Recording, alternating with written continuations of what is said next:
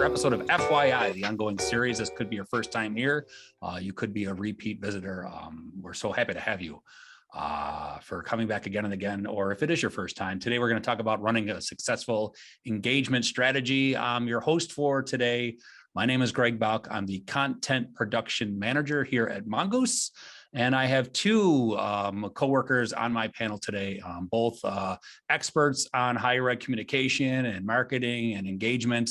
And I'm super happy to have them with me. Jessica Stonish is here. Jess, how are you doing today? Tell the folks a little bit about yourself. I'm good. Good to be here. So I am Jessica Stonish. I have been in marketing for 8 years in a variety of industries, from agency to small local business to global B2B companies. So I've seen a little bit of it all. And I've been in higher ed for just over a year. For most of my career, I've been a marketing generalist. What that means is I have managed a large scope of different marketing channels myself, and I have a very good understanding of how all the different channels, all the different marketing and communication channels work together. Email marketing, social media, website management, chatbots. I know how they all work together and how to use them efficiently to really drive results for your institution. I have also been a one-woman marketing team for 3 businesses at once. So for those of you who juggle a lot, I can relate, and I feel your pain. I understand the challenges that arise with limited budgets and limited resources, and just how much strategic planning can really help. So that's why we're talking about that today. Awesome. Lexi Croysdale is also here to help out today with today's conversation. Lexi, how are you? I am good. Thanks, Greg. I don't know how to follow up to Jessica's amazing intro. She's got a lot. Yeah. Well, I have been in the marketing world for about 5 years. I just joined Mongoose last year. And prior to that, I worked at Oregon State University in their College of Public Health and Human Sciences, doing marketing and communications work in there. A lot of campaign work. I have a strong focus on visual storytelling. So that's photography, graphics, videos, lots of fun stuff that, are a big component of campaigns, as well as social media. My role here at Mongoose is our content and social media manager, and it's definitely a useful tool that you can use to help your campaigns reach success. So I'm excited to talk about that today. Awesome. Thanks, Jess and Lexi. If you've been on FYI before, we love to just dive right into it. We don't like to spend a lot of time talking about what we're going to be talking about. Just some homework to cover first. This is Mongoose. We had the pleasure of working with 725 colleges and universities across the country. And that's not a brag. That is data that will be relevant to our conversation. We're talking about running successful engagement campaigns. And we work closely with our schools, and we learn from them as much as they learn from us. So a lot of trial and error, a lot of best practices that needed refining, a lot of do this and don't do that has led to this framework. So the framework we're going to share for you today on building successful strategies, that's all been tested in real life. And that being said, your school is unique. So some of the things we talk about today, it's impossible to just build a campaign framework for every school and have it fit. Your school is unique. So make sure that you're represented, make sure that your audience is represented. We have a chat, you have a microphone. If you have a question or you have input on something that has worked for your institution or your department, raise your hand. And we'd love to hear from you, or just use the chat, and we'll read off all of your questions and comments throughout. We will get to that. Please stay muted unless you're called upon, but we would love to hear from you. We'll just have Lexi or Jess click you on when you're ready to speak, if that happens. We are recording, so if you have to step away and get lunch, or we know you're busy, you will get a recording of this this presentation. So don't worry if you have to step away. And also, we want your feedback real quick. We just want to cover this. FYI is a community discussion, so we want to know how we're doing. So if you're a frequent visitor or this is your first time, shoot us a message on how we're doing. We're going to share that link in the chat, and you can win a prize if you do submit some kind of feedback. So you'll be entered into a drawing.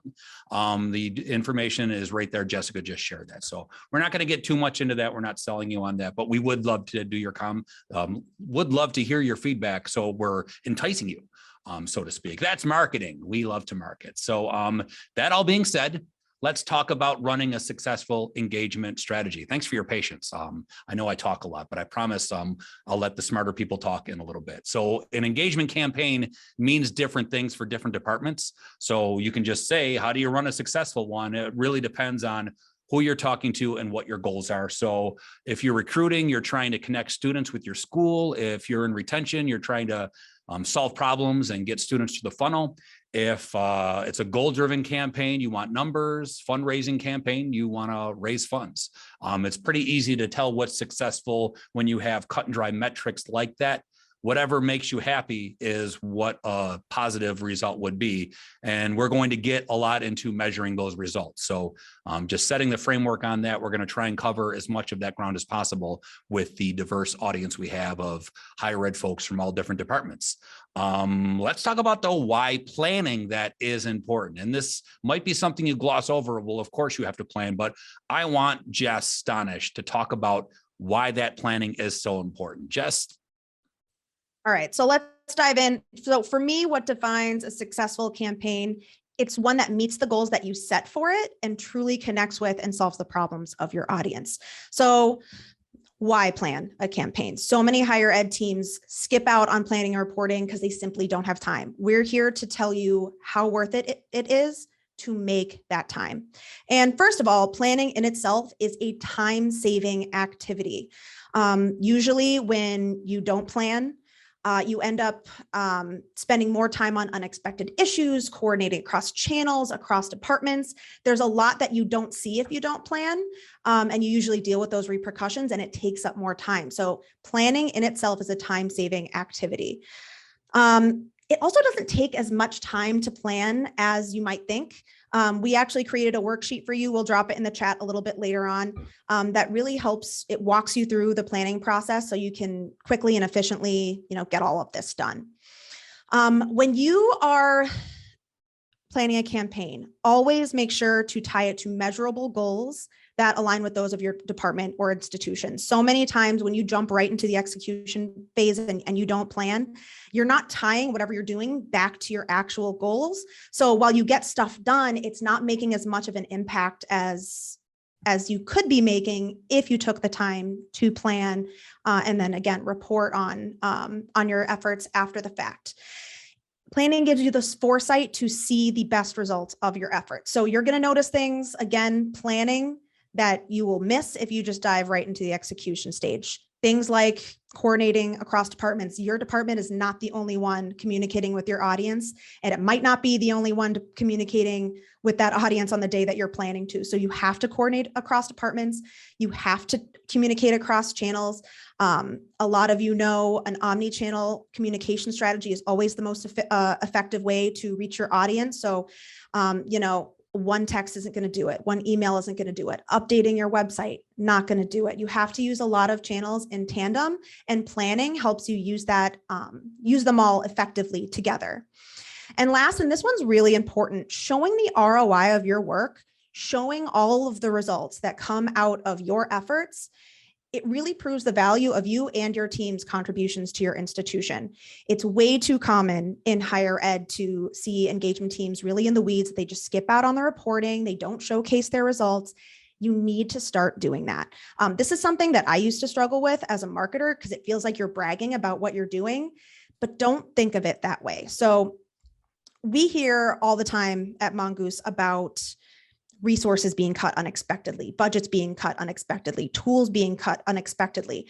When you show higher ups at your institution the return on the efforts that you're putting in, and again, using numbers that matter to the institution, and a lot of times that's something like enrollment, retention, revenue. When you are showcasing what you're doing and you're using those kind of numbers to showcase your value, you protect yourself, you protect your department, and you protect your resources from future cuts. So I can just keep going on. I don't want to keep going off on this tangent, but it's very important that you plan strategically all of your campaigns.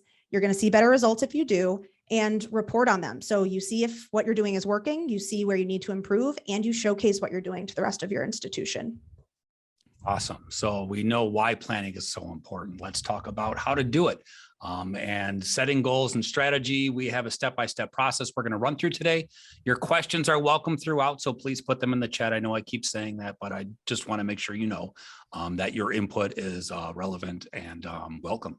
So we have stages of the plan that we provided. It's in 3 stages, and they're really kind of obvious. Just drop the worksheet in the chat. You can follow along at home and share it with your friends, but these might seem obvious. It's just plan, execute, report the results. Those are the 3 stages, but there's a lot of details and nuance in the steps that we're going to go through, and we're just going to take a step by step in terms of what to do first and how to follow through in planning your engagement strategy. And the first thing to do is pretty obvious, and that is just to identify the goals. Just why might that not be as cut and dry as one would think? Just identifying what the goals of your campaign would be. A lot of schools will pick goals that aren't necessarily measurable. When you are setting goals, it needs to be something that you can measure before, during, and after your campaign. So if you're looking at a short-term campaign, something that might be, maybe you're running a campaign for a month, you're hosting a discovery day at your school, and you want to get, I saw in the chat that the link isn't working. I'm going to, after I finish, I'll drop a new one in. It worked for me, so it might just be a slight issue that we're trying to get worked out. So it did work for some. I don't know. All right. I'll tell you what, to the person that said that, not to interrupt you, Jess, Lizzie, we're going to email you a copy of it. Don't worry about it. Yeah. So if you're looking at a short-term example of a campaign, maybe you have a discovery day coming up and you want to get 100 registrants, I don't know how big your school is, but 100 registrants to register for your discovery day coming up. That's something that maybe that's a month-long campaign. You check to see maybe your goal is registrants, right? So you're going to check maybe a couple times a week, maybe weekly, to see how you are shaping up to meet that goal at the end of your campaign. Longer term campaigns like year-over-year enrollment, that's a big one that we see for a lot of institutions that we partner with, is we need to get enrollment up. What can we do to drive enrollment? That's usually going to be a longer term campaign with a lot of moving parts. That's something that you're going to want to look at, institutional KPIs, let's look at our metrics, let's look at enrollment numbers and see how they're changing throughout the year, and then compare, okay, when we started the campaign, what did our enrollment look like? During the campaign, maybe month to month, you're probably going to want to at least check in on those numbers monthly if it's a year-long campaign. Are we looking like we're going to meet this goal? And then looking at the before and after. So comparing that initial number, okay, where did we start with enrollment before we started this campaign? And at the end, what is our enrollment looking like? That's how you can show, yes, look at our student engagement effort. Look at how we got our enrollment numbers from A to B. Here's all we did. Awesome. Lexi, did you have anything to add to kind of identifying goals for an institution?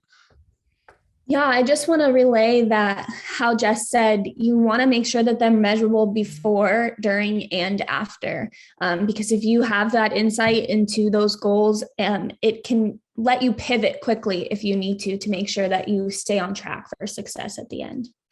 Awesome. One more person, Kyle, is having problems opening that link. Try a different browser. We will email it to you if you didn't get it, so don't worry about that. And don't worry, Lizzie, you're not interrupting us. We love Coe College. One of my favorite athletes on earth is from there, Fred Jackson, former Buffalo Bill, and Marv Levy too. So I'm sure you're sick of hearing about Marv Levy and Fred Jackson, but we're from Buffalo, so we are Coe College friendly. Let's talk next about...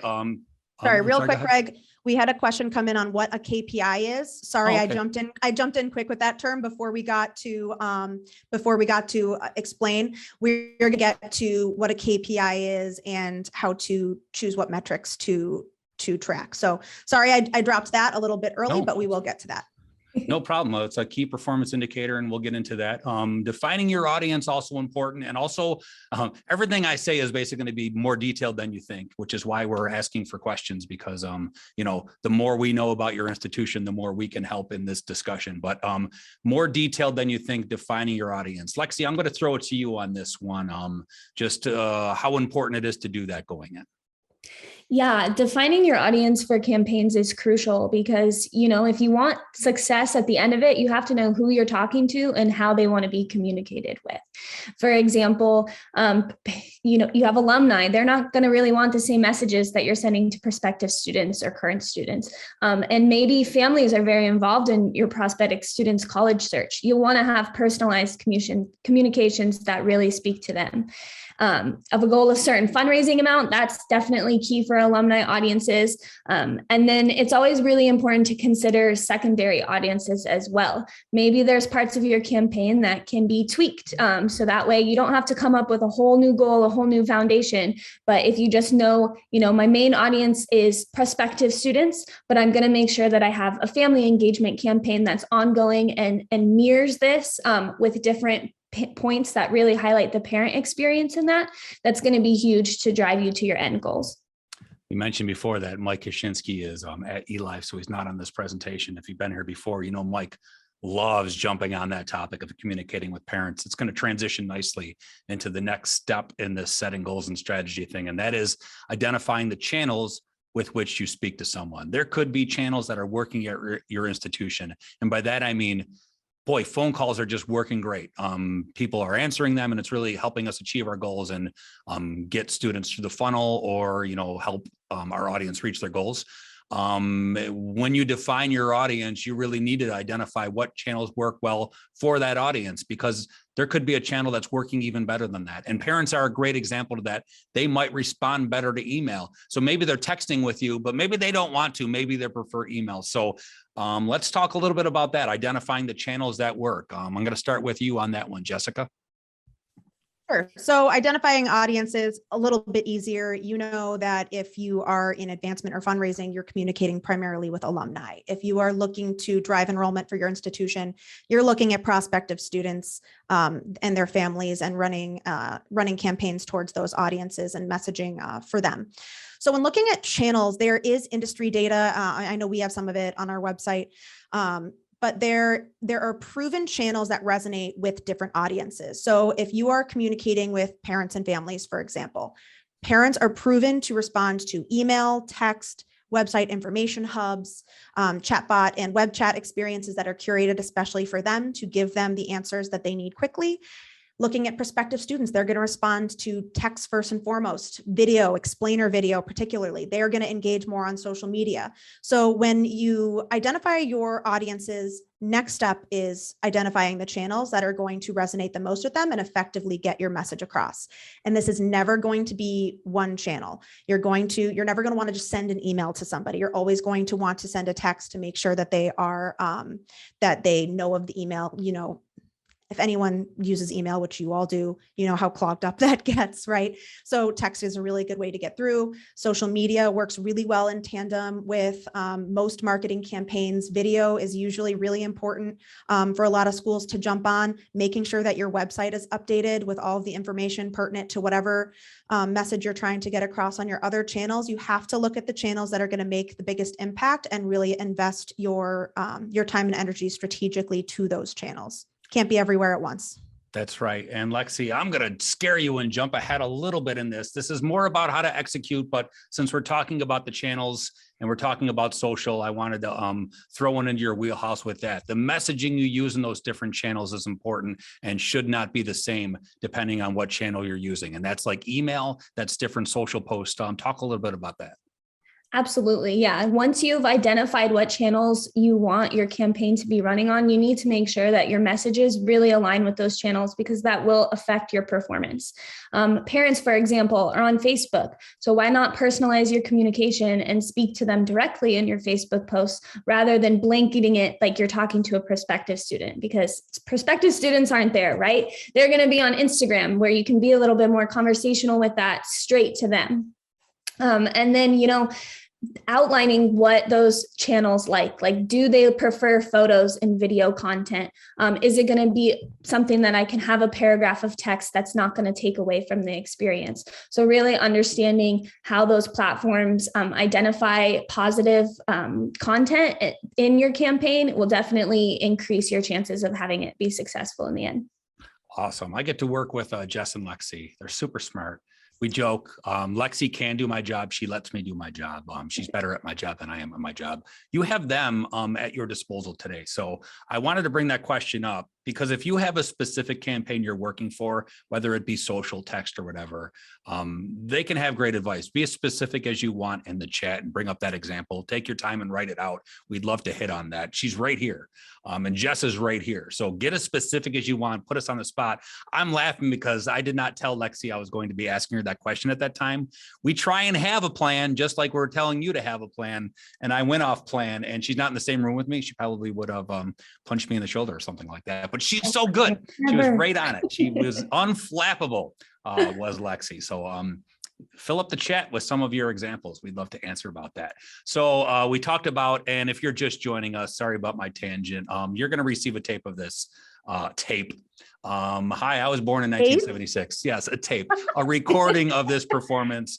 So if you've missed some of what we've talked about, you'll get it. Also, we put in the chat a worksheet that you can use to follow along or just use at your own disposal on running a successful engagement campaign, just kind of a template on steps to follow that you at your institution can use. We just got done talking about like identifying what channels, and we talked a little bit about what to say when you're using different channels. Let's talk about the length of campaign. Again, this is something that would be super cut and dry, but is not. And the academic calendar says a lot, but Jess, let's talk about the length of campaign and what to consider.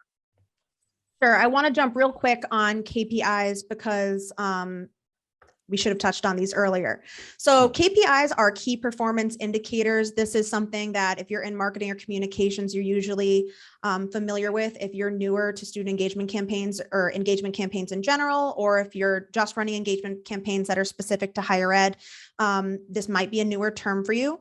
So a key performance indicator, a KPI, it's a metric or a set of metrics that's going to track your progress towards your goal. So the most popular long-term metrics that we see in higher ed, they're usually going to involve enrollment numbers, retention numbers, MELT, revenue, and fundraising dollars. Those are the top KPIs that we usually see schools reporting on and tracking on to see if their engagement campaigns are making an impact.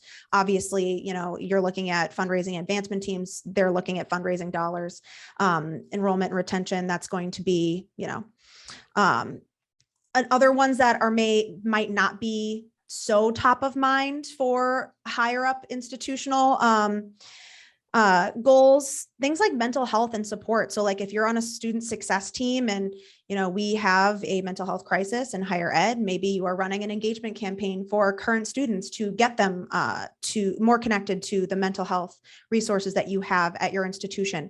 Maybe it's counselor sessions booked. Maybe it's resources downloaded from your website. Maybe that is response rates to a text campaign, and just see how much you can connect. You can connect with your audience there. So again, they are very different depending on your goal and your audience. Those are the top ones that we see institutionally, but depending on the scale and type of your engagement campaign, the key performance indicators that you choose, the limit does not exist, right? As long as it's something that you can measure and it's something that you can look at the numbers before your campaign, you can track during, and then you can see at the end of your campaign, did I meet the goal that I set for myself? Why and why not? Awesome. Thank you. And I got a little off track. So if we did not correctly explain KPIs, I don't know how. Jess was great. Please be more specific with your question. I know someone was asking about KPIs in our chat. Lexi, would you add anything to what Jess said? It's very important to have those KPIs, because, those directly relate to your goals, and it's going to show you what you can tweak for the next time you run this campaign. It's that data that's really, you're going to hold, and it's going to be in the back of the mind with every decision that you make going forward. So setting those and clearly identifying them is really important.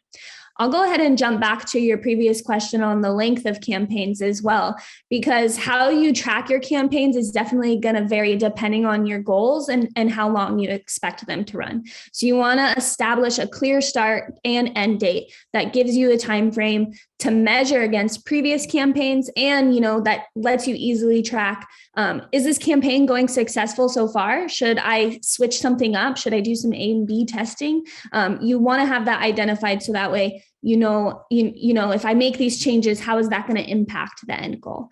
An example, like a campaign with a goal of reaching a certain number of event registrants may last a couple weeks, and you might be checking in every a couple days, where an enrollment campaign could last an entire year and you might be checking in every month. So knowing that timeline before you start executing your campaign is really going to set you up for success in understanding the results in those KPIs as they come in.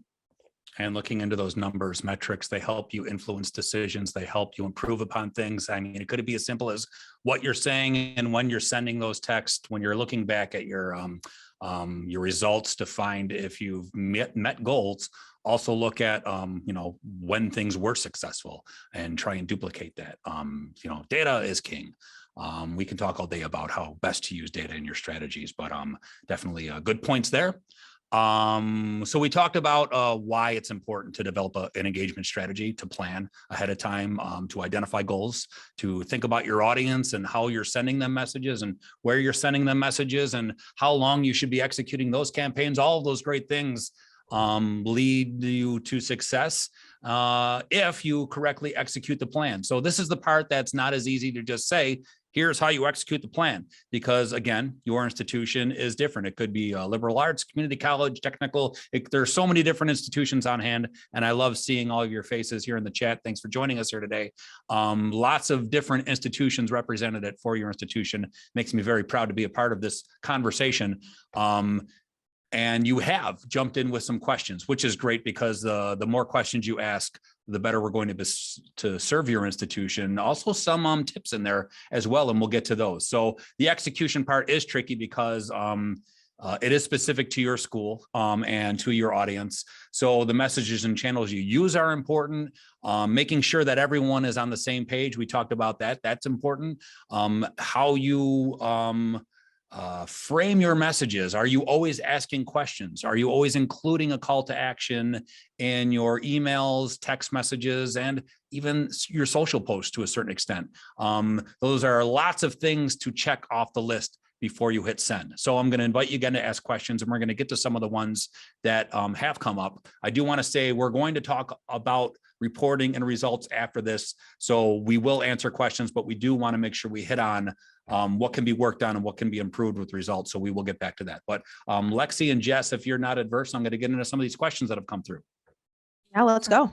All right. So first off, where was the one question that was seconding? I see Olivia's first. Oh, you know what? Why don't I let you handle this, because I shouldn't be talking right now. So Jess, I believe you wanted to get to the questions.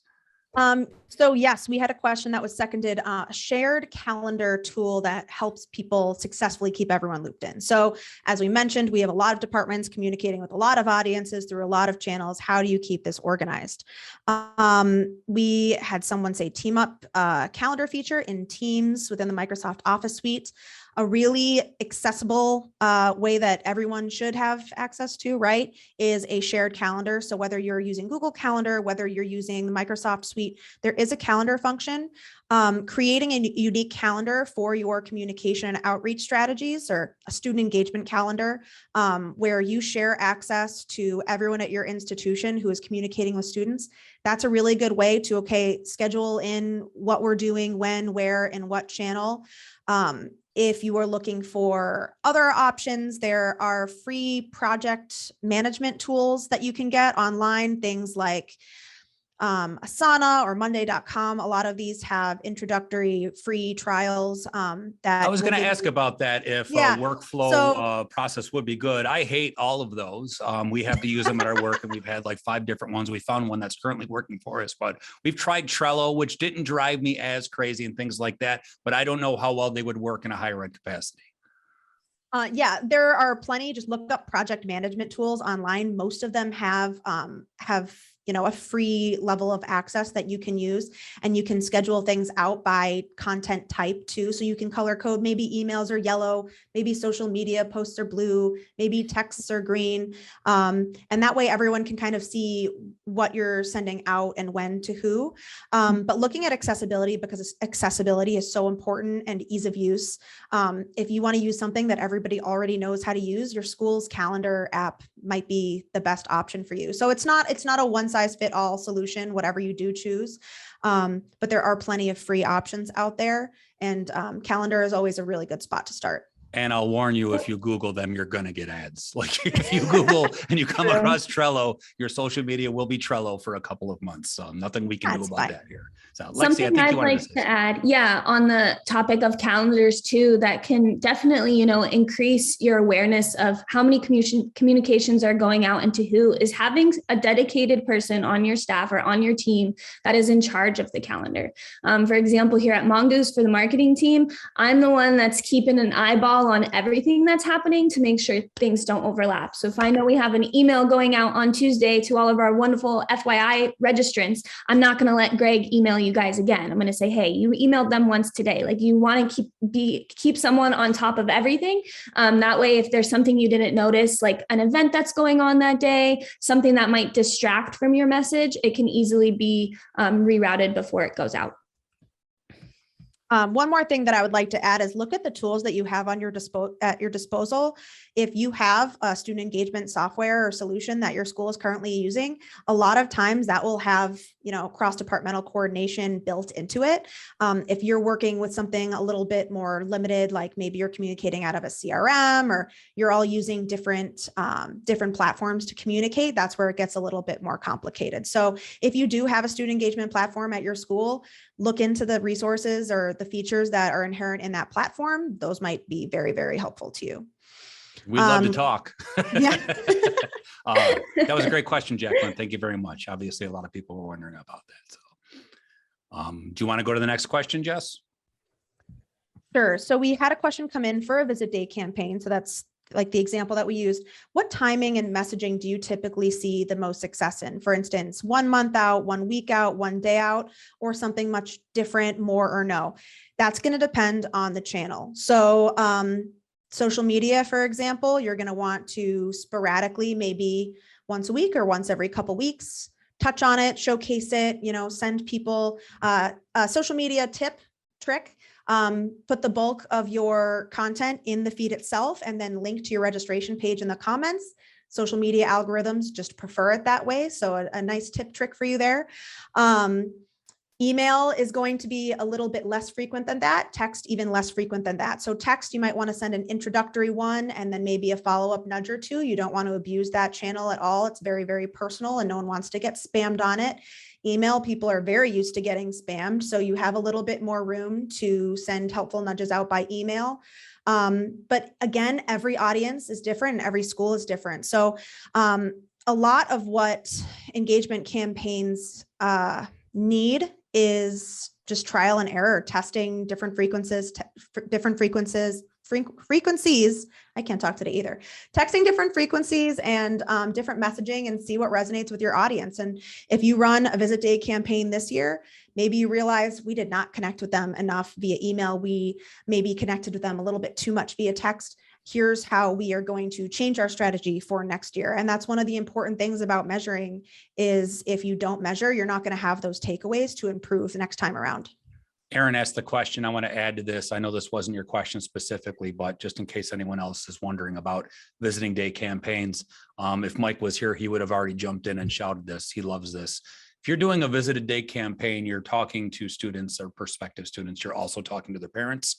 So depending on who you're communicating with, frame your communication to who you're talking to. But a great thing with setting up visiting day campaigns is thinking about other schools they might be visiting, when their calendar is busy at that time of year for that student. That seems obvious, but when you're talking about when to send the message, think about their calendar and what they're going through as well. But also, what is your area like? If someone's visiting your campus, let them know of other things around your campus. That's where they're going to be living their life. If they're living on campus, what's interesting around there? If they're making it a weekend, what events can they see in the area? Like, those are small little details that really go a long way. They're going to know the school that told them these things. So just think about that too. What's going on in your area, where to park, just little details like that. Don't overlook those. Make sure that you're in your communications, giving visitors to your school those little details. Roll out that welcome mat. Like, make them feel as welcome as possible. It's not only about your school,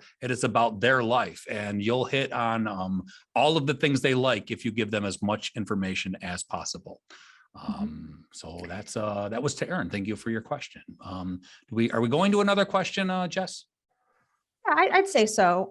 So we I had shed some light on the visit day campaign too, because I think the original question asked, should I do 1 month out, 1 day, 1 week, those types of things. And I think it really depends on the message, right? You don't want to just repeat the same message every time, like, oh, our visit day is today, our visit day is tomorrow. Like, what unique ways can you make it stand out? Maybe it's a throwback Thursday of visit day from last year as a photo medium to remind people. Maybe the next one's a video about you guys setting up for the event itself. So all of those ways are great ways to get the event back to top of mind with this, and promote your campaign, prove more success, and relay different messages that aren't just repetitive.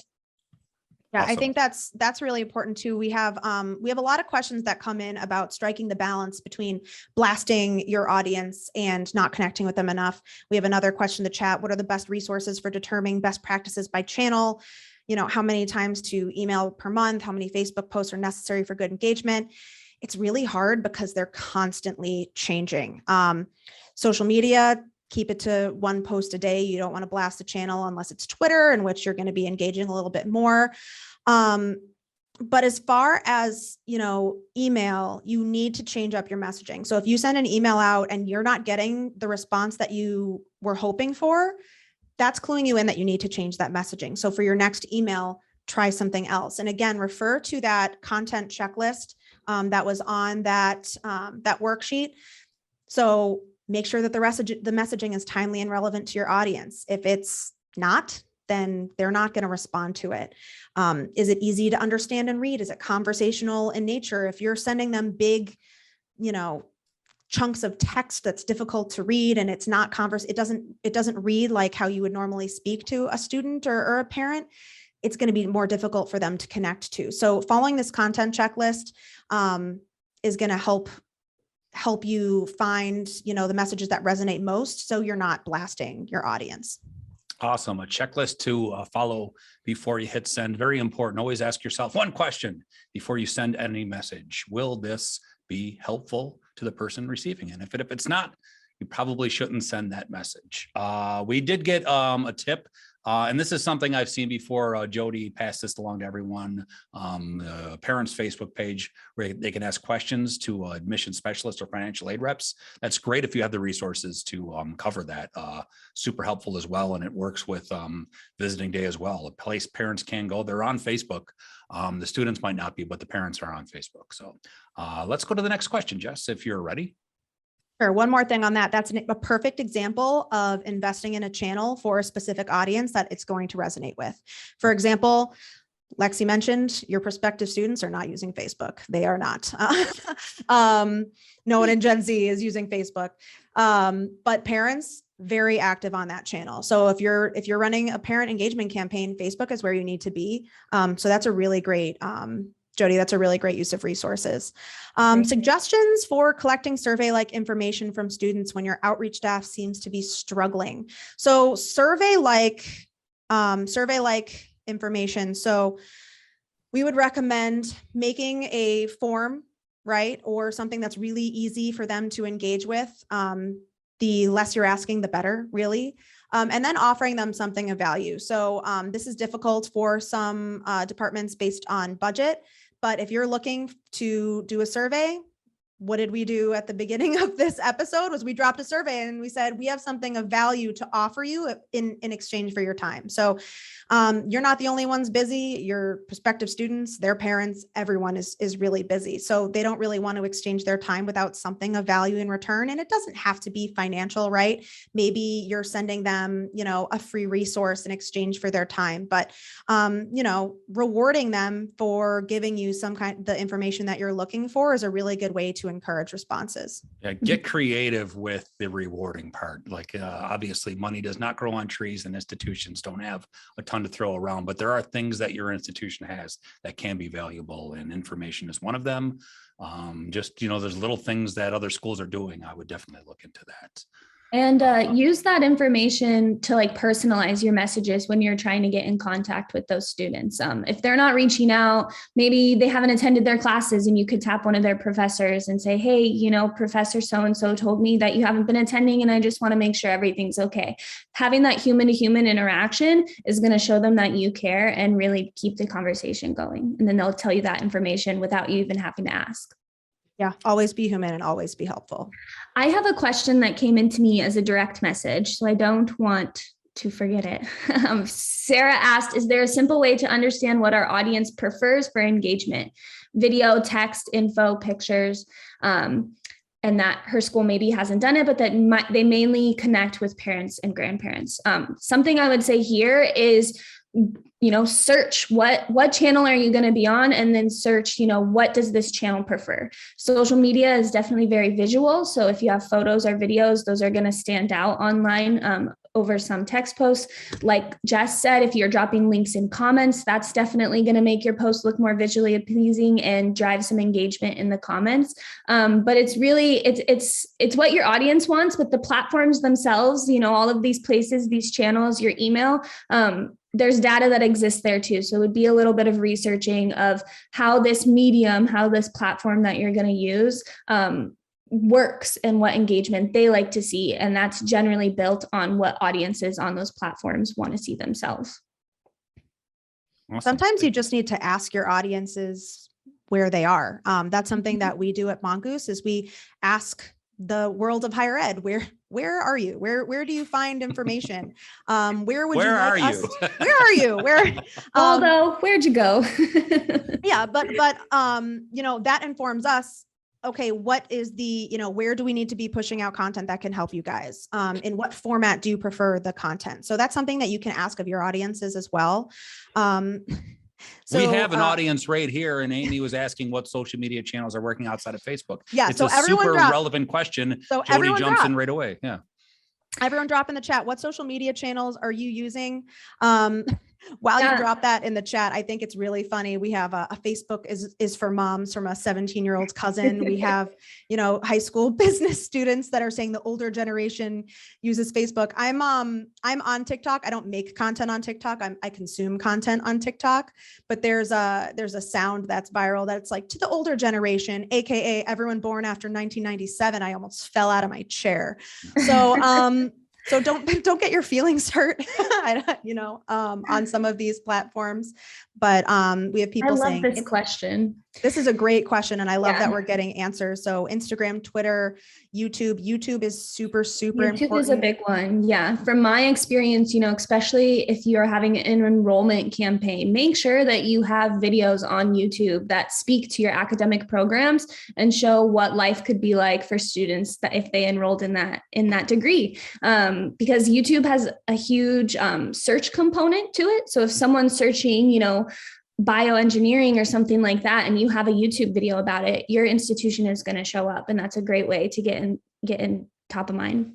I would say I'm the resident old of the conversation. So, and it's a great lesson. And just because you don't do it doesn't mean someone else isn't doing it. And that's especially true if you're talking cross generations. Omar shared a cry face. I think he was probably born before 1997 like me, but I don't understand YouTube and I don't understand its popularity. I like video content and I'll go there if I want to find like a clip of something, or if I'm building a deck and I want to see a video on it, but it's not a channel I ever get immersed in, and I can't understand why people do, but I'm not everyone. Most people do. So that it's a really great lesson. And Lexi and Jess both said it. Ask your audience when you have them make a question on the form. What social media channels do you prefer? If there's a comfortable place to engage with your students and ask them those questions, that's a great thing to do. And, all of these examples are great. I really appreciate everyone sharing those. Yeah, you can look at industry insights all day, but your audience is going to be a little bit different. So the more insights that you can collect yourself, the better, the more informative that's going to be for your engagement campaigns. I want to touch on this. So Julie added, YouTube is great for how-to videos. Yeah. So we've been talking a lot at Mongoose about engaging the parents of first-generation college students and first-generation college students. There's a huge gap in just the college application process, the enrollment process, the college search process for first-generation students. YouTube is a really, really great way to drive enrollment with that group. Explain via video on YouTube, what does that process look like for your school? How do you apply for, for financial aid? Things like that are really important to explain, because if you're living it every day, you don't think to explain it, right? Like, running a strategic marketing campaign is something that I think of every day, but it's not something that a lot of people in higher ed think about every day. So this is something that you need to be sharing with your audience. So I love that we have people using video. We have people using it to explain and engage. I want to pull things in a little bit and reorganize, just because I do want Lexi to talk a little bit about reporting and results, and we'll get to that. And we still have time for your questions, so I don't want to scare you away from doing that. This is great. The input's great. I want to hope that we touch on Andy's question in a second, just because I really like that question. But we do want to say we're going to talk about reporting and results in a little bit. So keep your questions coming and your input coming. This is really good. So Jess, can you fire away with the next question? Sure. So there was a question about reaching out to alumni. So there is data.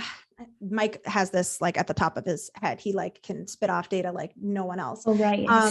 But we have a statistic that baby boomers are actually are one of the most responsive groups to text campaigns.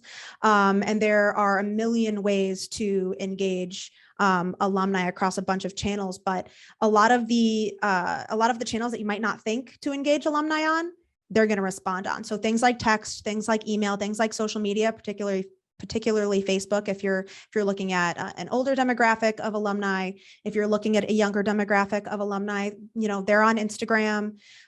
Twitter is really good for timely updates on giving days, or live tweeting your giving day. There are a ton of channels a lot of the channels that you use every day really resonate with alumni, even if they are older. Yeah. And this is a great one. Calling, I'm sorry, Lexi, go ahead. I was just going to add, this is a great question. Ask your alumni, because as we just mentioned, there's a wide range of interests, demographics that encompass alumni. So ask them and figure it out where they are, where certain, maybe this class is on this channel. All of our athletics alumni are really into YouTube, and then you can tailor your messages to fit those specific niches. Yeah, reaching out to alumni is so much more than just fundraising and giving days and things like that. But text after a phone call to fulfill a gift is a super important best practice that we work with a lot of schools on advancement, and that's just one particular example of that. I do want to pull, Julie mentioned people want to see how to do it and they don't want to ask the question and appear that they don't understand. That's very true for a lot of your audience. So that's why you need to have a really solid information hub on your website. That's why social media is great. Just putting information and knowledge out into the world so your audience can easily access it is really important. That's why you want to have, a chat bot or chat functionality on your website that can help self-guide people so they don't necessarily have to be always reaching out to find answers. Yeah. And put that information front up too. You don't have to have some creative title, all the tips you need to know about filling out your FAFSA. Just say how to fill out your FAFSA, because that's the sentence that people are searching for. So your stuff will show up and it'll be easier for them to find, and they'll find less frustration in the process. Okay, I see a couple of more questions. Jess, let's get to the next question. Do community events work nowadays? Library community partners? I can talk a little bit about this, just because Gen Z is a generation that, and this is stereotyping, which doesn't always work, but also data kind of speaks to this. being involved in community is important these days, and it seems more so now than ever. So I do know that community events can work with Generation Z, and we hear from a lot of schools that their students are attracted to schools that are involved in the community, and they like that representation. They like working with their community. So I can tell you that community events can work, but I can also ask the follow-up question, what is the community event? And again, we keep repeating it, talk to your students, find out what matters to them, and then that community event will work. Absolutely. This generation is definitely not adverse to working with the community. I would say that's a beacon of hope for our future, that is the case. Yes. Yeah, if anything, after the last couple of years, they're craving it. So the more that you can dive into community, I mean, engagement is all about creating an affinity between your audience and your institution at the end of the day, right? That leads to positive business results, great. But really what that does is that that creates positive feelings for your audience. Usually that results in you helping them meet their goals, helping support them.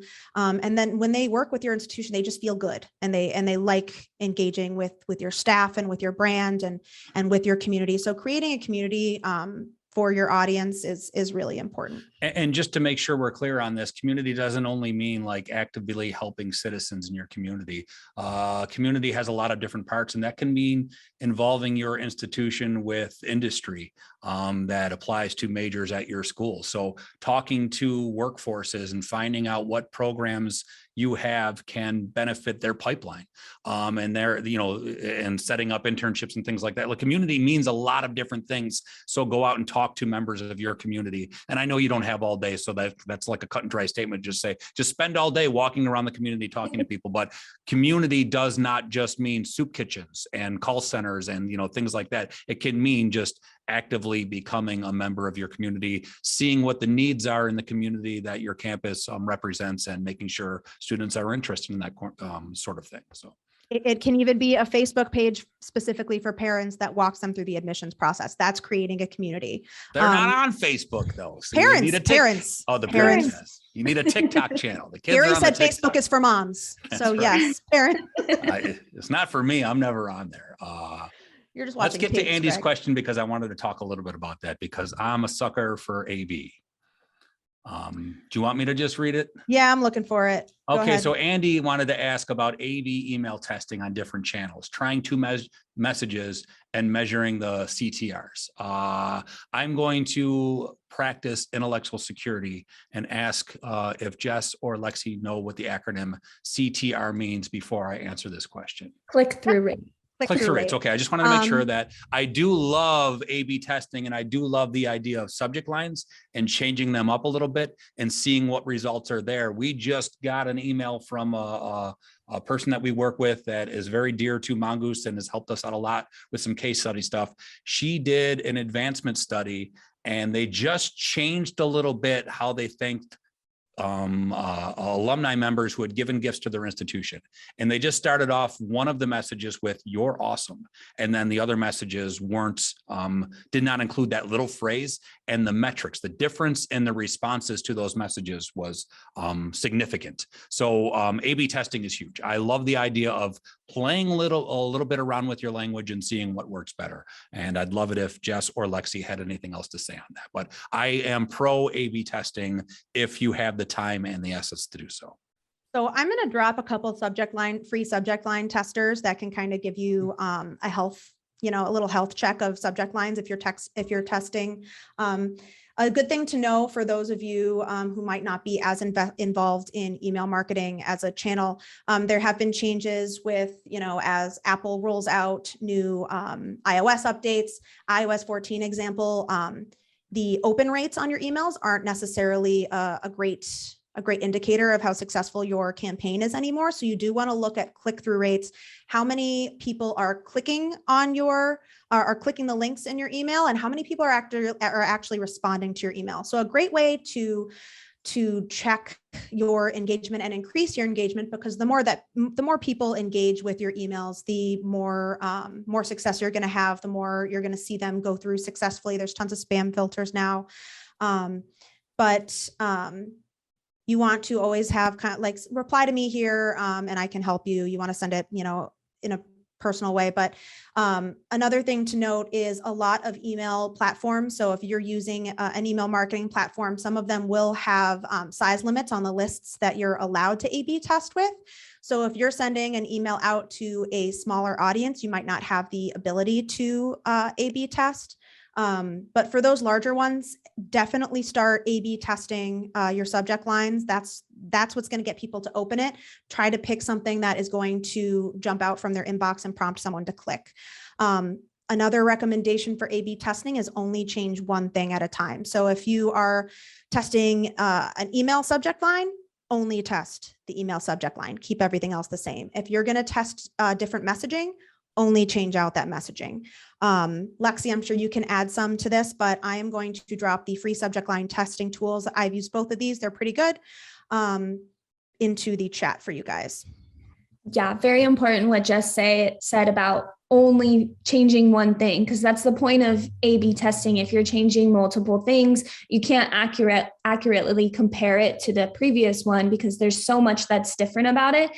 It might be just that one change that's really making people, click that one more than the other. I am conscious of time. There's been so many great questions. If we didn't answer them, don't worry, we will reach out to you individually or send some follow-up within our emails tomorrow. But before we end, I do want to, go over reporting and the results of your engagement campaigns. See how much better she is at my job than me, Jess? She's just doing my job. I don't mind. It's great.